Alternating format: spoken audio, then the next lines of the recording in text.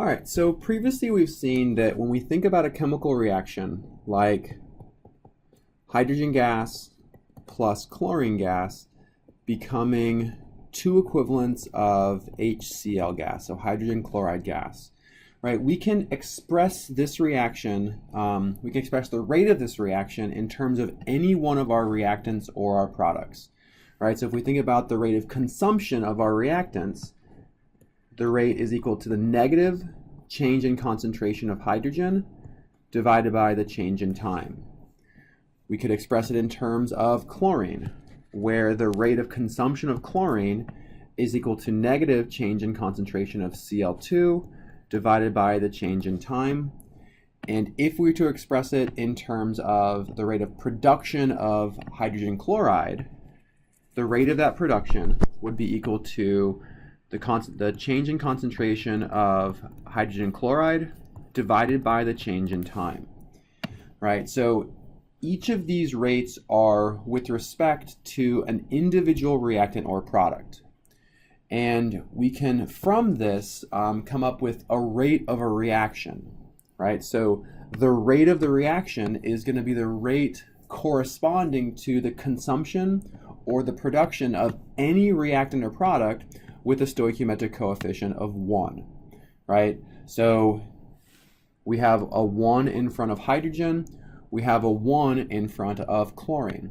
So the rate of the reaction is going to be this, the negative change in concentration of hydrogen over change in time, which is also equal to this because in terms of stoichiometry, they're equal.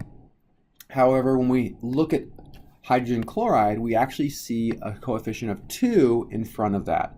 So the idea here is the concentration of hydrogen chloride increases twice as fast as the concentration of hydrogen or chlorine decreases. So these rates are not equal. So they're not equal. Okay? Meaning that we need to come up with a way of expressing this rate with respect to the rate of the reaction. And what we arrived at is that the rate of a reaction, so this is now the reaction rate,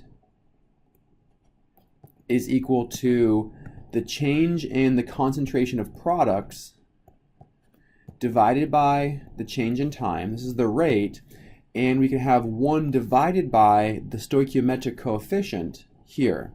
So we have the rate of the reaction is equal to 1/2 times the change in concentration of hydrogen chloride divided by the change in time. The reaction rate is also equal to 1 over the stoichiometric coefficient. So I'm going to say 1 over x here, where x is the stoichiometric coefficient, times the change in concentration of our reactants. So times the concentration of a reactant divided by the change in time. But we need to put a negative sign out here to account for the fact that the concentration of reactants are decreasing.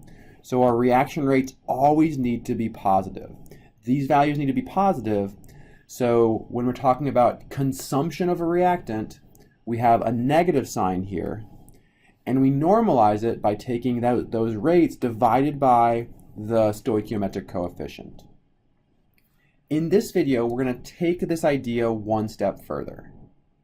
Okay, so if we think about plotting this, which we saw in the last activity, right? If we think about plotting this as the concentration of hydrogen versus time, what we would actually see is this kind of, what we would actually see is kind of this curved line where the rate of the reaction is the slope of the line, but it changes as time progresses, right? So this pink line here is the slope at any given point. So at this point here, at this point here, or at the very, very beginning. The slope changes, meaning the rate changes, okay? So what we need to be able to do is to come up with a way to describe the rate of the reaction as the concentration changes, all right? And these ideas, this relationship is known as our rate laws. Okay, the rate law is it's an equation that describes the rate of a reaction at any concentration of a reactant or product. So in general, we can think about our rate law as being the rate equals this lowercase k, which is our rate constant, times the concentration of reactants to some power. Okay, this is the form of rate laws. Okay, so if we think about our reaction where we had hydrogen gas plus chlorine gas becoming HCl gas, we could propose a rate law where the rate of the reaction equals a rate constant times the concentration of each reactant to some power. Okay, all reactants get considered. So the rate equals K times the concentration of hydrogen to some power and the concentration of chlorine to some power. Okay, and this rate law can be used to help us understand the rate of the reaction at any concentration of hydrogen and chlorine. In the next video, we're going to explore each piece of this rate law in a little bit more detail, and finally we're going to come up with a way of predicting the rate law for any chemical reaction given experimental data.